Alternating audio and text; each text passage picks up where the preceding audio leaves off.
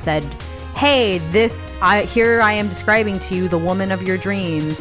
And for his entire life, he carried this image with him. And he married a different woman. He fathered children with this other woman, and they seemed to live a pretty happy life, even though she wasn't the described one. And then one day at work, when he was a radiologist, I believe, he worked at a hospital. He worked in a hospital. He went to, treat a patient who was suffering from tuberculosis, and he was like, "Oh, you're the woman my ancestor described to me when I was 4 in a vision. That's great." Yep. And became obsessed with her. He did everything he could to cure her tuberculosis, but in those days, made things worse. He probably did. Because he was using radiation to try and cure her. Yeah, but, in those days, that's what they thought was maybe going to work. It was way before there was any kind of science behind it. I know. This was right around the time people were taking radium pills. Yeah. Which we've talked about before. Oh, people were actually, the doctors were prescribing cigarettes for tuberculosis. Yeah. No, it was that crazy time where nobody really knew what to do about tuberculosis, but everybody was kind of trying whatever. So Carl made it worse. Or something, but he financed a lot of her recovery, and then when she finally succumbed to tuberculosis, he actually paid for her entire funeral. He paid for the above-ground giant mausoleum that her body was interred in. And then nobody really knows how long it took for him to lose whatever tiny marbles he had left, but he did lose them pretty drastically. By claiming that his love was calling to him from her grave, begging to be released from her stony prison. Well, didn't he? He put I thought that he paid to have a telephone installed in the mausoleum. That sounds like something he would have done. Yeah. That sounds familiar. I believe he did. Yeah. And he was just having these hallucinations and just kept thinking she was calling to him and saying, "Release me, release me." He had gone around the bend at this point. Yeah, lost the marbles. Yeah. So I guess he just decided, I don't know, she's the love of my life. So okay, I'll set her free. I'll set her free.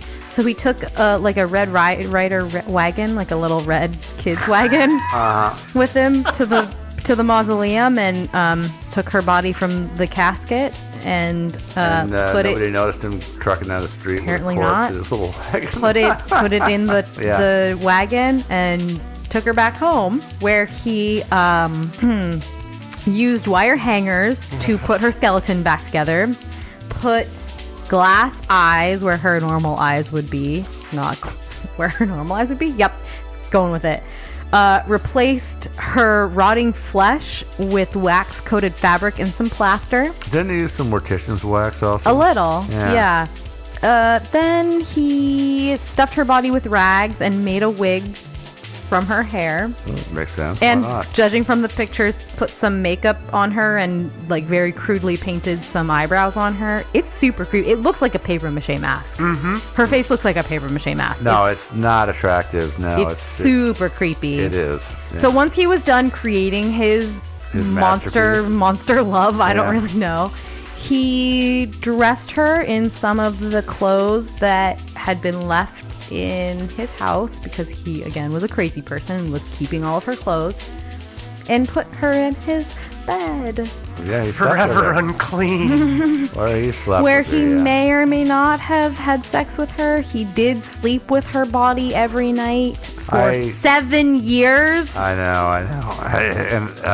He was using a lot of perfume and a lot of disinfectant sprays to kind of mask the scent, but it took 7 years for somebody to realize what was going on. Yeah, he eventually got busted. He did. But it turns out the statute of limitations had expired on grave robbing after 7 years, so he wasn't really prosecuted for anything. He's still, I don't know, it's one of those things. I still feel he should have just been locked up on general principles. You know what I mean?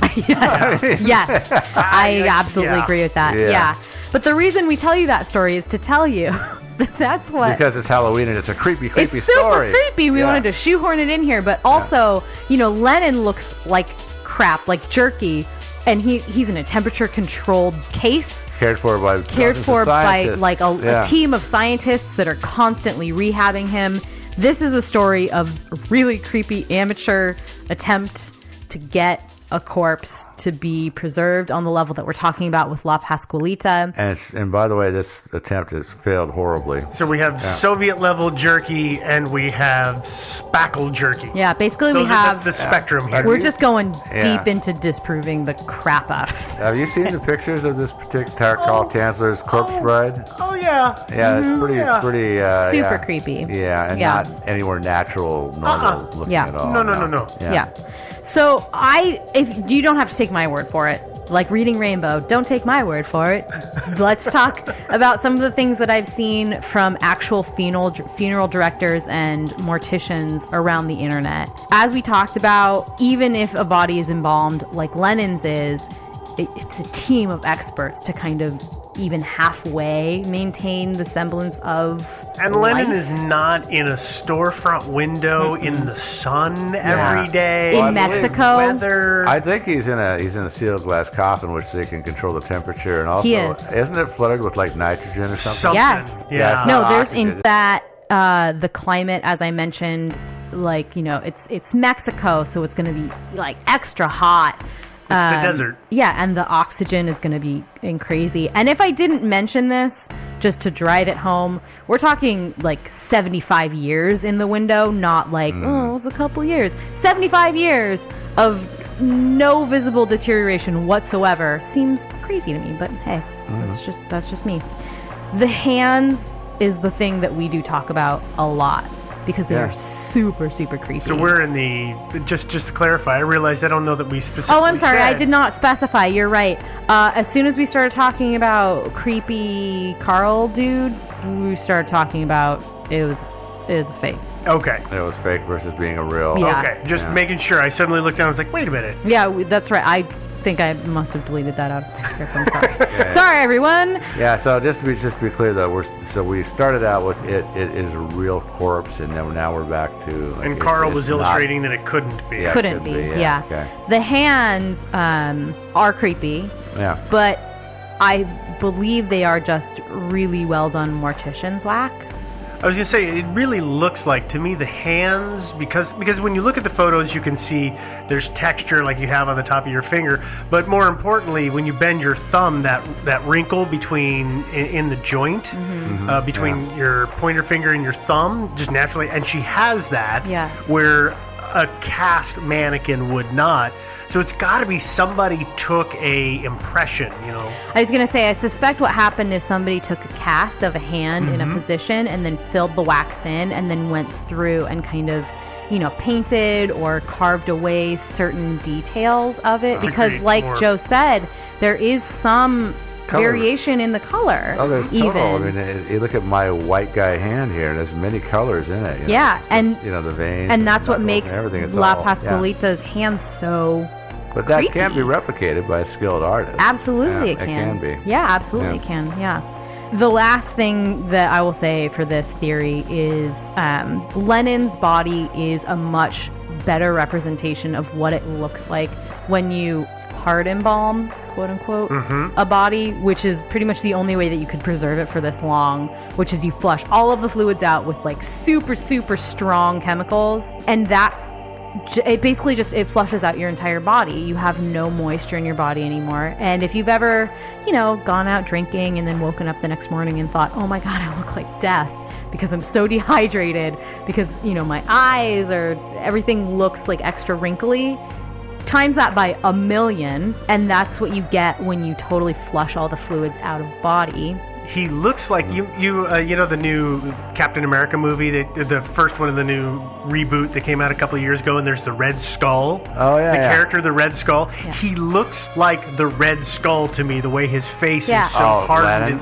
Yeah. Yeah, We but know it it's is a bit of an angular face anyway. But it is there's no moisture in the face. So the only way to realistically preserve a body for that long is to totally drain all of the fluids out of the body. Right. But if you drain all the fluids out of the body's not going to look particularly lifelike anymore. No, it's going to dry up. Right. So La Pascualita looks pretty, relatively lifelike. She looks still. moist. Yeah. Well, she looks. Yeah. She doesn't look dehydrated. She looks or like anything the like that. skin is supple. Yes. Probably the better way Yeah. to say it. So I think Moist is a little weird. Yeah. Yeah, I Yeah. realize that. Yeah. So I think overall, we just spent 20 minutes debunking a story that I spent 5 minutes talking about. But Yeah. I don't think she's a corpse. I don't. So. Yeah. I know Joe has like an additional theory to this whole thing. Oh yeah. So there's always the curse theory. It's true. We have been talking about curses a lot. Yeah, why not talk about it a little bit more? Let's talking about tales of the macabre and stuff like that. But supposing that our young bride was just thinking about it, imagining the life ahead of her, thinking, "Oh, I'm going to get married, then I'm going to have kids, I'm going to get fat, I'm going to get old, I'm going to be unattractive," and she just goes. So she goes to the local shaman who's like lives in a mud hut at the edge of town. And, it's the one that's festooned by skulls and femurs done in crucifixes and all that stuff, and they go down and says, pays some money and says, I want to be young forever, I want to be this beautiful forever, and so he turns her into a mannequin. Yeah. That's that. We've heard that. Wewe've all seen that kind of story before. Oh yeah, that's a Disney movie, right? Oh yeah, Yeah. Twilight Zone and everything else. She's just waiting for her true love to come kiss her. Yep. That ain't gonna be me. Yeah. Just on the off chance she actually is a corpse. Yeah, so me no toucho. Yeah. Yeah. No, I mean, overall, I think it's creepy. I think she's an exceptionally well-made face. Especially Yeah, I think for, like, the 1930s. Oh, well, that was an era of some real artistry. Yeah. And so, I mean, it's the age. I don't think the time is as important as just the fact that she was made. Yeah. It's not when she was made. It's just somebody was really, really talented.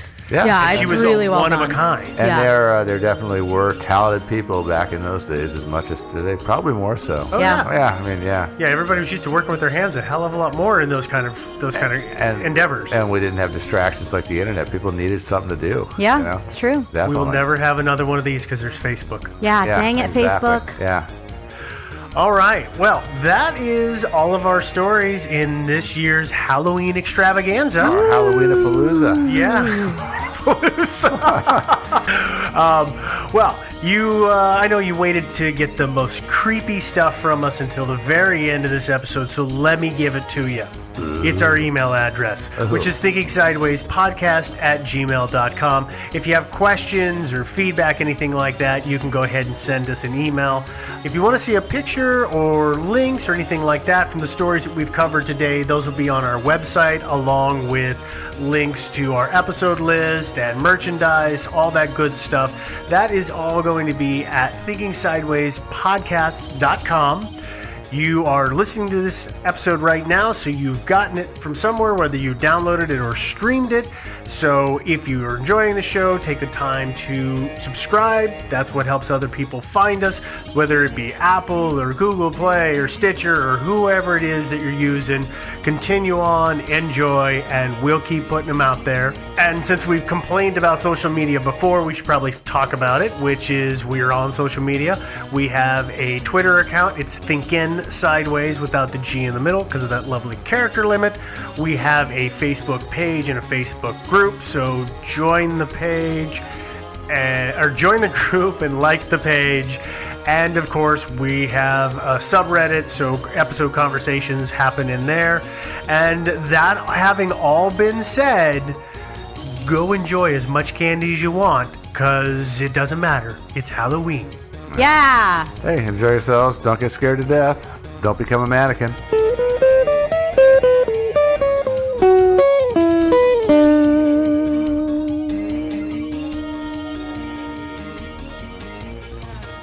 Thinking Sideways is not brought to you by ants, the red bitey kind, not the parental sibling kind. Instead, it's brought to you by your local animal shelter. Want to get a furry, feathered, or scaly friend? You know you do. Great. Then go to your local shelter before the pet store. There are so many four-legged friends out there just waiting to find their forever home. Already have your furry friend but want to help out? Great! Then donate to your local shelter or rescue organization. It doesn't have to be money. You can always donate time. Forever. Get it? Forever. Fur. Oh, I get it. Thinking Sideways. I don't get it. Uproot the aliens. You must unlearn what you have learned. I don't know. Stories of things we simply don't know the answer to. Hi there. Welcome to another episode of Thinking Sideways, the hard-hitting podcast. Yeah. Well, Can't even make it all the way through that anymore. We do something, I guess. I'm Joe. This week joined, as always, by Steve. and Devin! And yeah, here we go. I go tackle another cool mystery. This week we are going to talk about a strange series of incidents that happened back in the 1980s and 1990s in a little town in Ohio. The incident centered around an older couple named Bill and Dorothy Wacker, who lived in a town called Massillon, Ohio, which is about 50 miles south of Cleveland. That's about 80 kilometers and about 3 million hands and about 27 stone. Sweet. Yeah, Great. right in there. All the measurements. Yeah, got them all.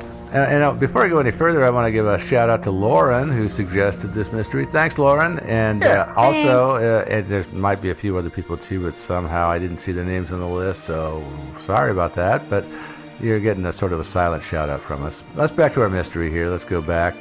So Bill and Dorothy Wacker, fairly normal people, they seem like to me. They're kind of getting on in years in the mid 80s. Yeah, they were in their 50s at that 50s, point. 60s, something like that. I don't know. But then they're, in 1984, one day, they came home and they found their house had been broken into and ransacked. Apparently didn't report to the police because they didn't see that anything had been stolen, and so that was kind of that. But then it happened again later in the year, and they still didn't report it to the police. But then when it happened the third time in January 1985, they finally did report it to the county sheriff. Wasn't that the one that Dorothy was actually injured in, though? No, actually, Oh, it that wasn't? No, that was not. That was one. They were both out of the house at that time. I guess Somebody I broke always in. thought that was, and that's why they had finally reported it, but That was the No. catalyst. yeah, But Yeah. no. but no. Yeah. No. No, I think Bill had Three's just too had many. enough. Yeah. Yeah, I think so. Apparently. Oh, damn it! The third time, yeah. I usually Fool first, me once, shame on me. Yeah, Fool me, can't get fooled again. yeah. There you go. That's how that works. I'm pretty sure. As far as I know, the sheriff was not able to do much other than asking the neighbors if they'd seen anything. And I know I got broken into once years ago, and the cops came over, and well, they weren't able to do much either. It's tough. Kind of simple. Yeah, seriously. I do have one hint for you. If somebody burgles your place, just say, yeah, they stole one of my guns. That'll get their attention. They It might will. just go find those people. Yeah. Yeah, of course. But you do probably have to provide, serial numbers and types and stuff like that. So. Yeah, there's that. And if they find out you lied, well, they get kind of pissy about They that. do, it's Yeah. true. I had a Toucan 217. It was awesome. I lost 27 Find Rolex it. watches. Yeah. Where are we at here, though? But then what happened and where it got kind of serious was about 6 months later, in July 1985, Dorothy was home alone one afternoon. There was a knock on her door, and some guy wanted to use her phone because he said his car had broken down. And so Dorothy let him in and showed him where the phone was, and then left the room and went off to putter around in the kitchen or something. She said she didn't want she didn't want him to feel as though she was eavesdropping. Yeah. She yeah. said she wasn't one to listen in on conversations, and so she thought she'd just let him have his little private time. Mm-hmm. Yeah, which was very nice of her. I gotta tell you, I don't allow strangers to be unobserved in my Unsupervised. home. I had a No. stranger in my house this morning, and that lady, I was within 5 or 8 feet of her the whole time. Is that your She and wife? I was a invited lady. her to the house to take a look at it. Yeah. A likely story. No, sorry. I Yeah. think, the impression I have is that they lived in a relatively safe neighborhood. They came Yeah. from a much safer time. More trusting generation. More trusting generation, and so she doesn't want to assume the worst of people. She just wants to assume you can take Maybe. people at face value. This young man said his car broke down. She said, "All right, use our phone. There's no harm here." He seemed A whole lot better for Dorothy if she had been listening to podcasts, because she wouldn't have trusted anybody. Right. Yeah, right. Yeah. Damn it. Although, yeah, this wasn't exactly an innocent time. It was 85, so crime. We've been through the 60s. But and she all was that in her crime. 60s, 70s, right? So Yeah, she was from an yeah. era, a time gone by. Maybe, I don't know. And of course, one other anomalous thing is apparently Dorothy didn't see his car parked out front, which was a little weird. Because He said- it's a straightish road. It is. It's a straightish road, and so that there is that question. But we'll talk about that a little bit later. Yeah. Anyway, it seemed that apparently the phone call was over, and Dorothy was under the impression the guy had left the house, but apparently he was still in the house. and he snuck up behind her and hit her over the head. And Dorothy, of course, went out like a light bulb, and when she woke up, she had been tied up and gagged and left on her kitchen floor. All right, so for people who are listening, I'll bet a bunch of you know this case because it was on Unsolved Mysteries. Yeah, it was. Yeah. And her being tied up on the floor is one of the most awkwardly funny scenes Well, that I have ever seen I on was actually- Unsolved Mysteries. I honestly was just thinking about how incredible it was, like literally just at this moment thinking about how incredible it was for somebody who's gone through that traumatic experience. to let them do that? To let them Well, do it wasn't- that It again. wasn't her. It was an actress. I Yeah. thought it was her. I don't think it was her. No, an it was actress? actors and actresses portraying them in the reenactment. I guess I wasn't paying that much attention. The actor looked a lot like her, but Yeah. it was hilarious to see the way they hit that she was supposedly tied. Yeah, it was it just an was really awkward awkward. scene. Yeah, was no, the super actress weird. did look a lot like her, except about It was pretty awkward. I'll be honest, I was eating dinner while I was watching it. So I really wasn't actually paying that much attention. I just saw like, oh, woman tied up. It must be the woman. Because they always use the same people. Yeah. Unless they're traumatic experiences. All right, disregard the awe that I was in earlier. Okay, yeah. So it was an actress. We've established that. Okay. So she's gagged on the kitchen floor, but luckily for her, it was July, so her windows were open. And she was apparently, through her gag, able to make enough noise to attract the attention of her neighbors, who called the police. And hopefully that was after they had untied her. But I could just say, oh, sorry, Dorothy, don't want to disturb the crime scene. I would hope not. Cops said they'd be here in half an hour. But when police showed up, and of course, eventually Bill comes home also. Dorothy was not seriously injured. Apparently, maybe a lump on the head. That's about it. But they discovered some things had been stolen, including a .22 caliber revolver, an antique watch, a movie camera, and a scanner radio. Remember those scanner radios? Oh yeah. Yeah. I know people that still have those. Yeah. Is a movie camera the same as a video camera? Yes. No. Well, I mean, I assume from this era they were talking. It might have been a video camera. More likely, it was like an old Super 8 camera. Yeah, it was an old movie camera, but Yeah. the generation kind of with the- cameras went from old movie cameras to VHS. With Yeah. with the VHS? With it could have Yeah, been the I had very an big uncle that had shoulder one one. of Well, those. I don't know what kind it was. I don't know when exactly. It was But it is sometime the around same type of that. around the Yeah. mid '80s when those huge VHS ones. Because I remember my brother and his wife had one of those Mm-hmm. Yeah. things, and those were enormous. My uncle had one, and Uh-huh. actually the only memories I have of him are like of him videotaping everything that was happening at family reunions. He was never like participating. It was very weird. We had one. My mom loved it so much. It was so big that she had to carry it around in my little red wagon because it was so bulky to carry the recording unit and the camera. So she would drag the wagon around and then film things. That's crazy. Can I ride in the wagon? No, No. the camera's in it. Yeah. Oh Man, I man. cannot wait to be just like your mom. Uh, Okay. Yeah, Sorry. well. So they stole that. They stole the camera again. Mm-hmm. I don't know how the Super 8 cameras were not that huge. Obviously, if it was one of those suitcase-sized ones and VHS ones, then I don't know. What else did he take? That was about it. He might have taken all their drugs, all their illegal drugs, but they didn't report that, and we'll just have to assume they didn't have any, right? They probably didn't. But, No. They might have some prescription drugs, and that was about it. Yeah. In the dining room of their house, though, the burglar had used a crayon to write a message on the wall, which said, "Cheaper, but will do." Not unusual. Not classy. It's like, it's bad enough. It's like adding insult to injury. You steal their crap and they say, "Oh, by the way, you got cheap, crappy stuff." But it's fine. Okay, that's rude. what that meant. Okay. Yeah, that's kind I of don't know. rude. I just had a hard time. Was there? You may not know the answer to this, but Yeah. was the crayon one that he had found in the house? Or? Well, nobody knows. That's one of the Okay. things I'm kind of curious about. Is I don't know that information. I wondered about that myself. If he Yeah. had brought it or if It it was just laying it around. appears in some things that happen later on that a crayon plays a major role in this Well, story. some of the notes did look like they So were drawn I'm in crayon. presuming that Yeah. this person had their own crayons. The 64 color box probably. No, probably not. They probably had just the 8 box. That's what made them so mad. That was it. I mean, that was when I was a little kid. That's all my parents would let me have. It's because you ate 8 them. colors. Yeah. Yeah. No, I didn't eat them. I did other stuff with them. But Drew on yeah. the walls. A lot. Yeah. The police, of course, did stop by. They took a report, and they even sat down with Dorothy and made a composite drawing of her attacker, which you can find on the World Wide Web if you look. You guys have seen it, I'm sure. I'm assuming. Yeah. Right? The guy Looks like a lot of mid 80s college dudes. kind of nondescript. I'd Yeah. say. Super nondescript. It's extremely nondescript. Blonde, blue eyes, mid-20s, and just really nondescript. Nobody in town recognized his face. So that was that for that little incident. But then about 4 months later, Bill found a plastic shopping bag on their porch. And when he opened it, it turned out not to contain the usual half-pound of dog poo.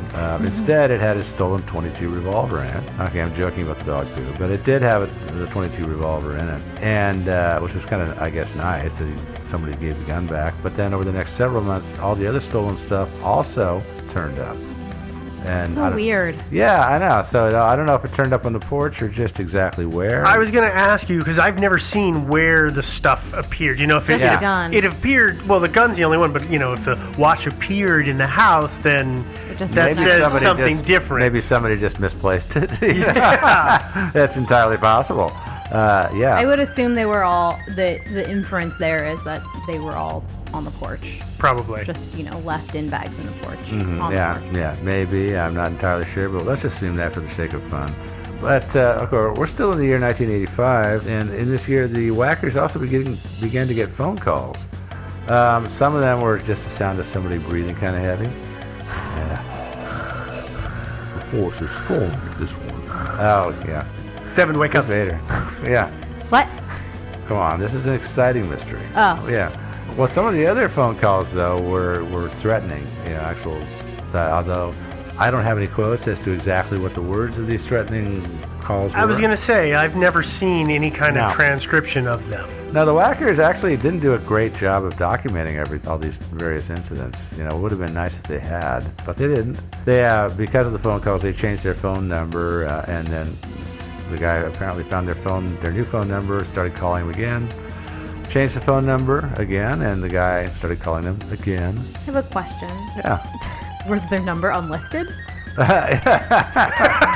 Good question. I don't know. This is the time where it would be pretty easy to just, it's not as though Whacker is such a common Unique name Yeah. that you would be able to, it'd be pretty easy to open up the phone book for that given town and say, all right, Dorothy and Bill Whacker, there's their phone number.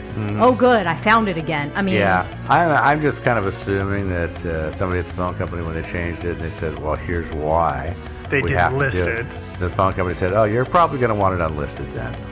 I would assume that Yeah. too, but I would also assume that they would have kept some sort of record or transcript of the calls that they were getting and the content of them. Well, or- that's true. That's a good point. You'd at least say, the time and the date, because, like, for example, later on, if you have a suspect, and you can conclude the call originated in this town, and you can prove that he was in this town on that date. Right. But if you don't know that kind of stuff, well, Yeah. you're kind of out of luck, aren't you? Yeah. Proving that so-and-so did it. Yeah. So, yeah, they should have done a better job of that. Well, but, hey, they were old, right? Blame it on that. Yeah. The That's- ageist. Yeah, I totally am. At some point, though, in this is along about the same time, a little after, somebody started pounding, maybe at 86 or so when this started happening. Somebody started pounding on the side of their house. It was mainly on the west side. If you look at the Google aerial, I will tell you what road they were on. Wooster Street, northwest, in Massillon, Ohio, and they were north of the road, house facing the road, and their driveway was on the east side of the house. And so that's where the pounding was coming from, which makes sense because on the west side there was another neighbor right there close by. They had neighbors on both sides. They One did, but just happened to be closer than the other. Yeah, the other one was quite a bit further away, a lot further away, and so that would make sense that he was on the driveway side of the house, right? And all this thumping activity motivated Bill to install a security light on the front of their house. But all that earned him was a taunting note from our perpetrator, who wrote a note saying, quote, "Your lights are a laugh," unquote. And also, by the way, I'm tired of calling this guy Perp, so I'm going to call him Matt Damon. We can't. That's slander. It's not slander. is it? You've done Matt Damon before. Have I done Matt Damon before? Yeah. Oh, really? Let's call this one Justin. Justin? Okay, Justin. That Great. sounds good. Okay. This note was the first note from Justin. It turns out Justin's got really lousy handwriting. Though the Yes. police had a theory about that. They thought that Justin was just writing with his weak hand. In other words, if he was right-handed, he was writing the notes with his left hand. To Which would mask make sense. his handwriting. Yeah. And I bet there's no way. I don't know this. I'm just totally spitballing, but I would assume that it would be really hard to analyze someone's non-dominant handwriting. Oh, yeah. In Because crayon? there's no in crayon, but even like there's no. I don't know that you would even be able to. I don't think I form letters the same way. No, you Like wouldn't. when I write with my left hand, an A and then the next A is probably totally different because I am so right dominated. That I think it's probably pretty clever actually. Yeah, it's not a trick that's unheard of either. No, yeah, it's not. But in this case, yeah, we're talking left hand, but also our perp, Justin. Yeah, was also careful not to leave any fingerprints on the notes, so he knew what he was doing. But the banging on the side of the house continued. More notes arrived, and one note read, quote, "You scum, I'll get even, no junk." Poor, and I put a nice little pause in there. Actually, that was bad punctuation in this note. Yeah, "You scum, I'll get you even." Yeah, here's how it should have read. "You scum, I'll get even, no junk." But here's how it actually read. "You scum, I'll get even, no junk." Because no punctuation. Yeah. Yeah. I'm interested in the word choice that's happening here too. Like your lights are a laugh. That sounds like a film noir kind of, term. And "you scum, I'll get you." It all kind of sounds like Perry Mason, sort of like harken of a detective novel. Doesn't it? A little bit. Like It's weird phrasing. It's weird I will agree, phrasing. yes. Yeah, you're right. It sounds like something out of like a Humphrey Bogart detective movie. Yeah, kind of. "You scum, I'll get even, no junk." Yeah. Yeah, that kind of thing. Oh, back to our story. This stuff, it went on for a long time, but I should note there were long periods of time where a lot of time would go by. Months and months and months would go by with absolutely no incidents. Wasn't there a year that went by? Yeah, I think so. A year, maybe more. Yeah. But then sooner or later, Justin would come back and go back to his evil deeds. But things came to a head kind of in October, like late October 1993. Dorothy was attacked again by Justin. Damn you, Justin. Who snuck up behind her, or somebody snuck up behind her and hit her on the head again. Now, this time her injuries were more serious than the previous knock on the head. So she had scalp lacerations that I think had to be stitched. And I read somewhere on the webs that she got a fractured skull, but I don't think that this is true. I think she just got some lacerations. That was about it. I don't know. It's hard to say. I mean, she was an old woman at this point. Yeah. And your skull. Maybe she got, so she had to wear a cast on her skull for a while. That's not A how beanie. that works. Yeah, I know. My grandma years back took a fall and she had to be held, and she had bleeding, blood on the brain, had to be held, and it was a pretty bad fall. That was a pretty bad fall, but I would imagine that it would be similar to getting whacked on the head with a hard object. So I would presume that it was serious. Well, it's definitely... Honestly, anybody getting hit on the head with something hard, like, Well, some unless people you're a maybe. child, because Yeah. children are just made of like bubble Rubber. gum and Yeah, they're totally okay Spit, with this yeah. kind of stuff. Yeah, they're fine. That's why it's okay to hit your kids. Yeah. no. Just kidding. Well, anyway, the police did take this attack a little more seriously because there was blood, and they canvassed the neighborhood asking if anybody's seen Justin or anything odd for that matter, and nobody had seen or heard anything. Police also at this point asked Dorothy if she thought it was possible that maybe Bill was the perpetrator of these incidents. And she said, no, of course not, no. She said, no, are you kidding? No. No joke. I know, Bill. Bill would never do this. And, She Keanu Reeves it. No. Yeah. Oh my gosh, that is crazy. No. oh, that's good. Good acting. See? Keanu, yeah. Good impression. Oh, so maybe because of this violent incident in November 1993, that would have been a few weeks after Dorothy was attacked, Bill and two of his son-in-laws staked out the house one night. I gotta tell you that I read about this and then I watched the reenactment, and this just sounds like the kludgiest, silliest thing ever. But also, the other reason that it's like crazy that they would do this, right, is they did it for such a short amount of time, which Joe will talk about in a second. Yeah. But also, there were years that went by between incidents, right? So why would you say, oh, this is the night we're going to stake out? I actually thought about that. They may have done it several times and didn't say anything to the cast or the crew of Unsolved Mysteries, because only this one time did it actually have anything happen. Yeah. But that True story. maybe is possible, but still, they could have been in for a long, long wait. I mean, we're talking a long. All right, so tell folks what's going on here. Yeah, so they're staking the place out. They apparently got a trailer that they parked in the driveway. Not suspicious. Yeah, yeah, exactly. No. That's why I call this such a hokey plan, but Kludgy is what you call it. Yeah, exactly. Well, you never I'm know. calling it a lot of things. Maybe they were a little more subtle about it. I mean, maybe Bill bought this trailer and thought, I'm going to do some stakeouts. I'm going to buy the trailer now in the summer, just put it there. I won't even try to do it. I'll just get the guy used to seeing that trailer there. Maybe That's what he did. I don't know. I kind of doubt it. But Bill hid inside that trailer in the driveway, and then his son-in-laws, their names were Dan and Clay, sat in a van across the street.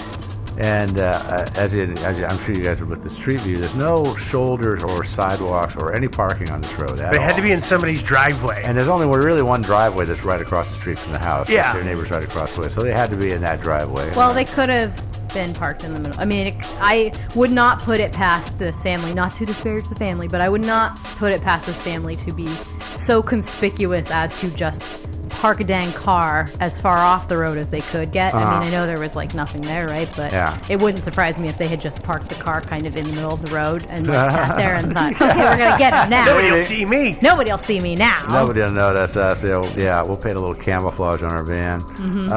But yeah, if you were the perpetrator, Justin, you probably would be thinking, wow, what's with the trailer in the van? Weird. Yeah. But Either knew. Yeah, their stakeout began about 6:30 p.m., went on for about 4 hours, and at which time they decided to call it a night. Well, and Dorothy At was 10. in the house, not by herself. Oh, that's right. I forgot about that. Yeah.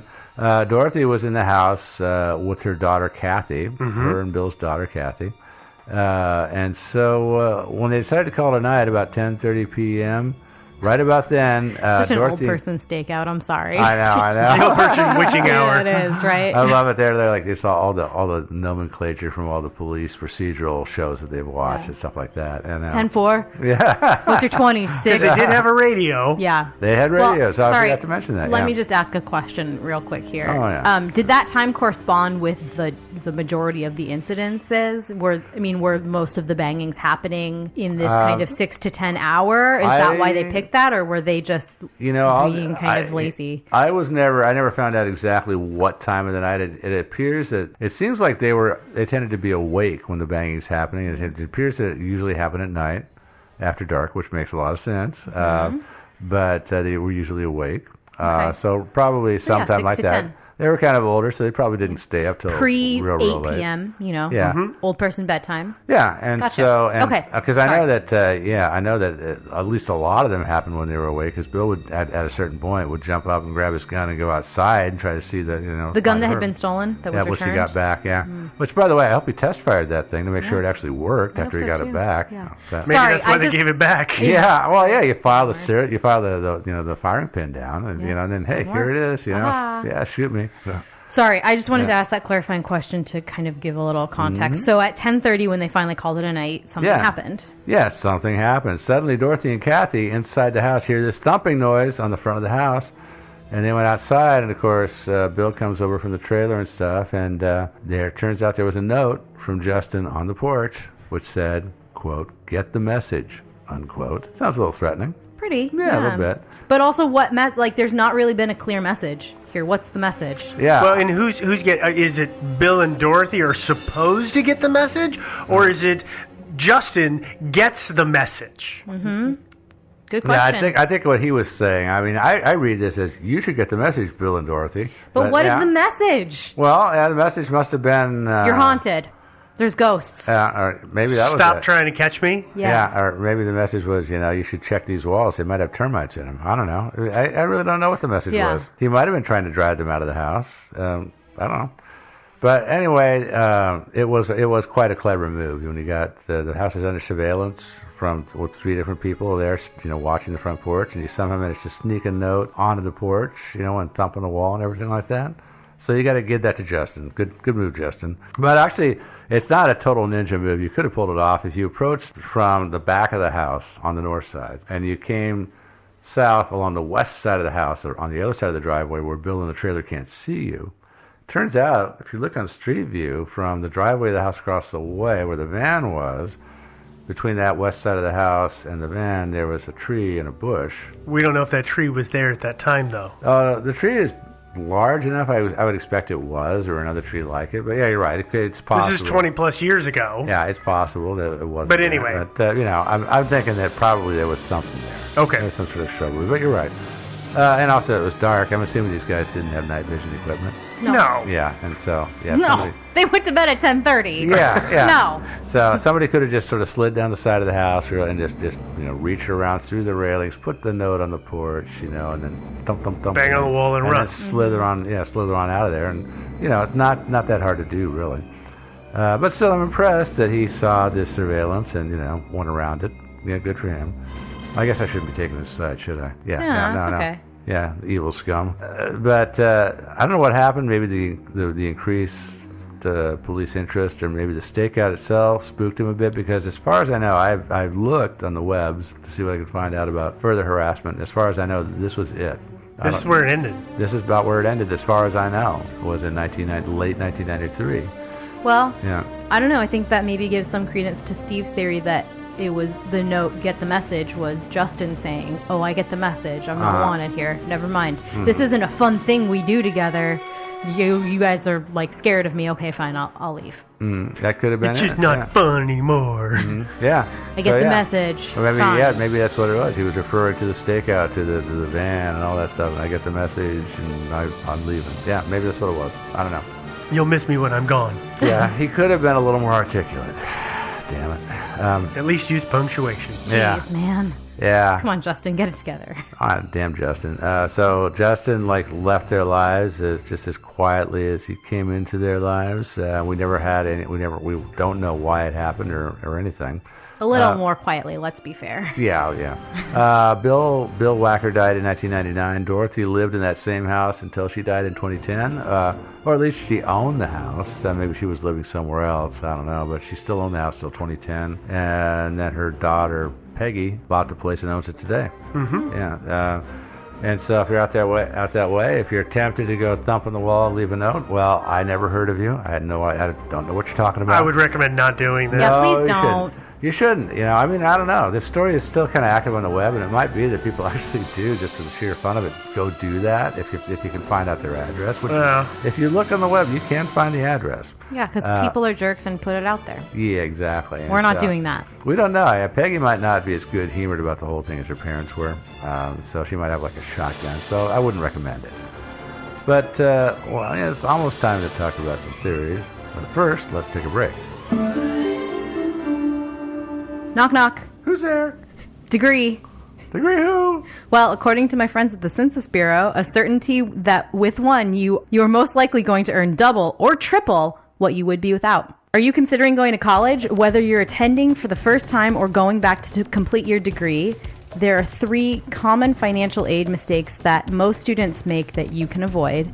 Discover them at Southern New Hampshire University by texting DIRECT to 554433. That's pretty easy to remember. Founded in 1932, SNHU's mission is to make higher education accessible and affordable for everyone. They're devoted to learning, not profit, so they've made their New England campus available to the entire world by offering complete degree programs online. While tuition is skyrocketing across the country, SNHU hasn't raised their online tuition in years. When you choose to get your education, you owe it to yourself to avoid the top 3 financial aid mistakes. Learn more about SNHU plus the top 3 financial aid mistakes and how to avoid them by texting DIRECT to 554433. That's DIRECT, DIRECT, to 554433. That was a terrible joke, wasn't it? But did you get what I was thinking? What's that? I don't know. And we're back. Okay, let's talk about some theories. And there's a lot of theories out there in the World Wide Webs. I put a list of them here that I showed to you guys. And do you guys have any other theories you wanted to add on to this?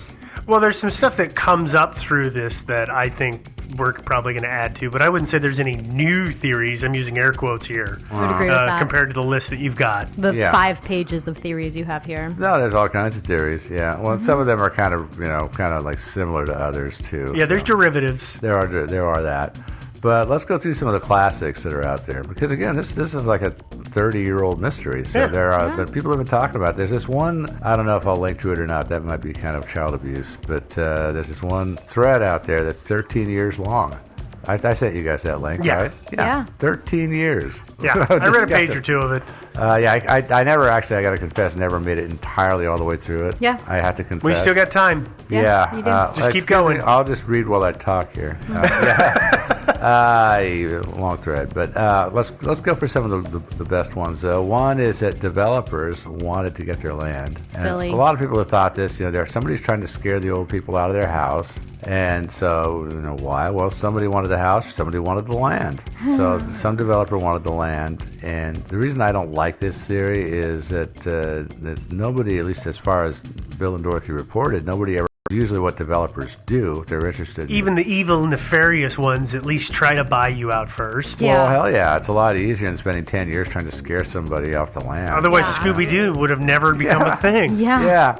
Well, and another reason I think this is a kind of an absurd theory is if you look at it on the, on aerial, Google, whatever, their parcel is actually very tiny. It is. Compared to neighboring parcels. Yeah. It's a little bitty one. It's really a sliver. Yeah, it kind of is. And also, I can't imagine anybody wanting to develop anything out on Wooster Street anyway, because, you've seen it on Street View.